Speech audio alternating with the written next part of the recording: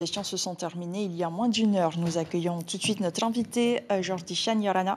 Yorana, Ayata et Yarana à tous nos téléspectateurs. Merci d'être sur Polynésie la première. Alors, il y a 3 points d'achoppement ce soir.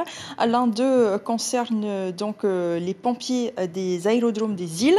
La FRAP demande à ce que les pompiers des îles passent à temps plein. Juridiquement, c'est possible pour des petits aérodromes peu desservis. En fait, les négociations qui ont eu lieu ce soir se sont bien passées de manière générale. Il faut savoir que la situation est une situation dont on mérite. Les principaux points de revendication sont de respecter finalement les protocoles qui ont été signés par nos prédécesseurs fin 2022 et début 2023.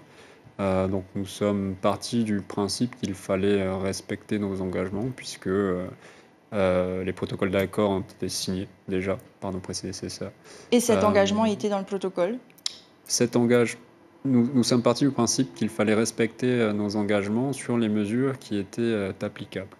En l'occurrence, cette mesure était dans les protocoles d'accord qui avaient été signés par le passé, mais nous avons des doutes sur son applicabilité, tout simplement parce que pour pouvoir passer de temps partiel à temps plein, eh bien, il faut pouvoir avoir la charge de travail qui accompagne cette transition. Et aujourd'hui, Euh, c'est une situation que vous héritez, vous venez de le dire. Qu'est-ce que vous dites à la FRAP? Ce que nous leur avons proposé, c'est une autre solution qui consiste à améliorer les conditions de rémunération des personnels de pompiers d'aérodrome qui se situent dans ces îles isolées. Car on le voit très bien lorsqu'on regarde les statistiques des concours. Finalement, beaucoup d'agents stagiaires ne sont pas titularisés, tout simplement parce qu'ils ne sont pas intéressés d'aller dans ces îles-là. Et nous constatons également que les postes qui sont vacants sont majoritairement situés dans ces îles isolées. Mais peut-être Donc, qu'il n'y a pas d'attractivité aussi. justement, pour améliorer l'attractivité de ces îles, nous pensons qu'il pourrait être instauré une indemnité d'isolement qui permettrait justement d'améliorer les conditions d'attractivité de ces îles. C'est ce que nous avons proposé du coup à la FRAP et nous allons en rediscuter demain soir. Et donc, est-ce que ce soir, vous confirmez aussi que des instructeurs métropolitains vont être recrutés? Non, des instructeurs métropolitains ne sont pas prévus d'être recrutés à l'heure actuelle. Donc, il y aura un concours qui sera organisé très prochainement Oui, pour les il y a un Polynésiens en concours interne. qui est prévu d'être organisé l'année prochaine pour recruter plus d'une vingtaine de pompiers d'aérodrome. Et en ce qui concerne aussi les représentants syndicaux veulent aussi augmenter et fixer les indemnités des chefs d'aérodrome. Cela reviendra aussi à remettre à niveau celles des aérodromes les plus fréquentés, par exemple, comme Bora Bora. Ce sera un coût supplémentaire. Ce sera un coût supplémentaire, ça faisait partie des revendications et des mesures qui avaient été adoptées lors des précédents protocoles d'accord. Donc nous sommes partis du principe qu'il fallait les honorer car ça avait été signé par le gouvernement à l'époque. Vous allez assumer donc. C'est ça. Les rencontres reprendront demain donc à 18h30 sur la congestion routière. Maintenant, depuis votre prise de fonction, vous avez réalisé 2 modifications de circulation à Papeete et Punaauia. Les usagers remarquent une petite amélioration mais demandent plus de vrais chantiers. On le sait, il faudra plus de routes ou les élargir en tout cas. Est-ce sincèrement réalisable dans les 5 prochaines années?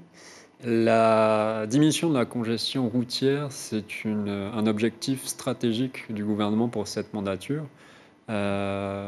Traditionnellement, en Polynésie française, la politique en matière de décongestion s'est toujours concentrée sur l'offre de transport, sur l'offre d'infrastructures routières, sur comment améliorer finalement cette infrastructure.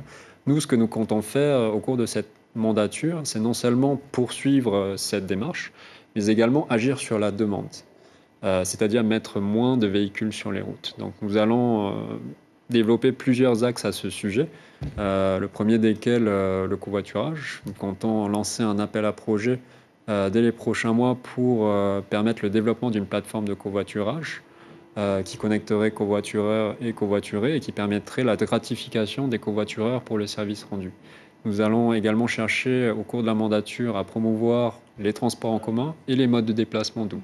Nous allons dès l'année prochaine démarrer un chantier qui consistera à connecter la zone de Carrefour Faha jusqu'à Motouta en piste cyclable. Donc c'est inciter les usagers à changer radicalement de mode de transport. C'est ça. Et nous allons également poursuivre une piste de réflexion qui consiste à étudier la possibilité de décorréler les horaires de début d'école avec les horaires de pointe des véhicules. C'est une étude que nous allons mener avec le ministère de l'Éducation de façon à lisser finalement le flux de véhicules sur les routes que l'on constate Et actuellement. ce sera fait dans 5 ans. Ce sera fait c'est une étude que nous comptons lancer dès cette année, enfin dès l'année qui vient. Et il y a un quatrième axe que nous souhaitons développer au cours de notre mandature, c'est la décentralisation. C'est un objectif du programme du gouvernement.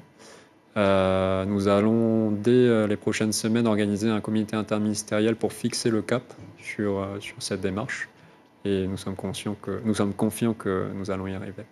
Merci beaucoup, Merci. Jordi Chen, d'avoir répondu à nos questions ce soir. Je rappelle que les négociations concernant le conflit social avec la frappe reprendra